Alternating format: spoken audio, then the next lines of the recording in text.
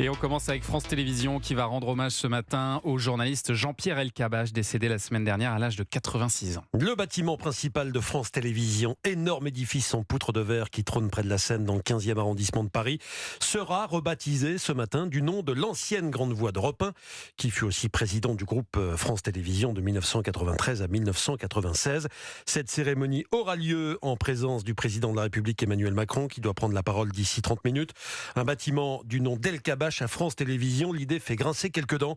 La CGT a avoué être tombée des nues en apprenant la nouvelle. Le syndicat dénonce une décision prise dans la précipitation et sans concertation et estime que Jean-Pierre Elkabbach, qui avait démissionné après 3 ans de présidence suite au scandale des animateurs producteurs, ne mérite pas un tel honneur. C'est à 10h le discours d'Emmanuel Macron. Et je file juste après ce journal des médias, effectivement. Vous nous racontez demain. Ok.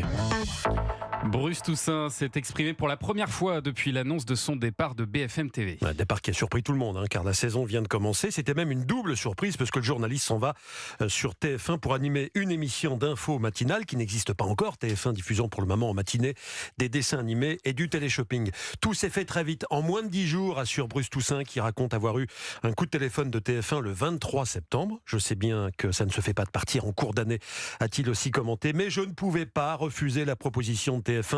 3 heures d'antenne tous les jours sur la première chaîne d'Europe, c'est vertigineux. C'est une chance extraordinaire, ajoute-t-il. 3 heures d'antenne avec un démarrage, Thomas, entre 6 et 7 heures. C'est ce qu'a précisé aussi Bruce Toussaint, soit en même temps que son concurrent direct, son futur concurrent direct Télé Matin, qui commence à 6h30 sur France 2. Bruce Toussaint, qui devrait démarrer cette nouvelle aventure début 2024, a tenu aussi à remercier le patron de BFM TV, Marc-Olivier Fogiel. C'est un ami, dit-il. Mes relations avec lui sont très bonnes. La seule raison de mon départ, c'est cette proposition de TF1. TF1 qui, après la qualification des Bleus pour les quarts de finale de la Coupe du Monde de rugby, a changé le programme de sa soirée de jeudi. Jeudi 12 octobre, la série américaine Good Doctor ne sera pas diffusée. En effet, pour lancer la phase finale à laquelle la France participe, TF1 organise un concert géant depuis la fan zone de la place de la Concorde à Paris. Cette soirée musicale sera présentée par Nikos. On annonce les présences de Big Flo et Oli, Christophe Maé, Calogero, Patrick Bruel, Chimène Badi, Collectif Métissé, Patrick Fiori. On annonce aussi la présence de la chanteuse italienne Gala Rizzato. Gala Rizzato, je connaissais pas son nom. Oui, on connaissait que Gala. Et son vrai prénom est plus connu effectivement sous son seul prénom Gala. Évidemment, on peut plus faire une soirée rugby sans ce fameux Free From Desire, tube qui date déjà de 1996, 27 ans, et qui est devenu depuis en quelque sorte l'hymne du 15 de France. Le retour de Shaim en tant qu'actrice. TF1 diffuse ce soir le premier épisode d'une nouvelle série, Cannes Police Criminelle ou Cannes Confidential en anglais. Oui, car il s'agit d'une coproduction franco-américano-anglo-suédoise présentée aux Cannes Series en avril dernier. Elle a déjà été diffusée aux États-Unis, c'était au mois de juin.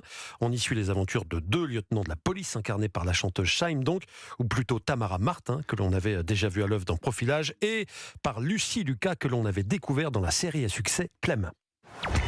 Oui, commissaire. Vous vous foutez de moi? Vous vous prenez pour qui, les deux divas? C'est pour toi. Ce Starsky Hutch canois et féminin a donc été tourné en anglais, puis ensuite doublé par les actrices elles-mêmes. Tamara Martin a reconnu que ça n'avait pas été un exercice facile pour elle. Et pour Lucie Lucas, je lui ai posé la question. Pour moi non plus, ça n'a pas été évident.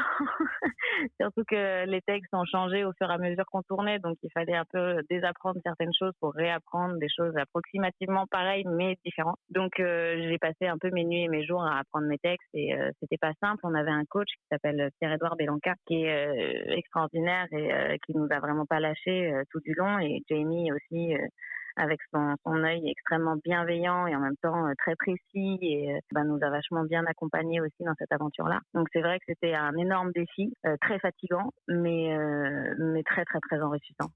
Cannes Police Criminelle, le premier épisode est donc diffusé ce soir sur TF1 à 21h10. Ouais, et j'ouvre Le Parisien qui n'est pas très tendre avec cette série. La Croisette version polar ne mérite pas la palme, nous dit Le Parisien ce matin. Ils sont un peu durs, on verra ce que ça donne ce soir à 21h10 sur TF1. Et puis on finit comme d'habitude avec l'avis des téléspectateurs, Julien. Avec Alexandre Omar, nous avons demandé aux téléspectateurs croisés dans la rue quels étaient leurs animateurs préférés, à part Bruno Guillon et Thomas Hill. Bien sûr. Bien sûr. Figurez-vous que nous n'avons pas eu 2 fois la même réponse. Aucun nom ne s'est détaché. Mon animateur préféré, alors vous allez trouver ça bizarre, mais celui qui fait les 12 coups de midi, je le trouve trop drôle. Celui qui fait N'oubliez pas les paroles. Il s'appelle Nagui. Ça je connais, donc comme c'est le seul que je connais, ça doit être mon préféré.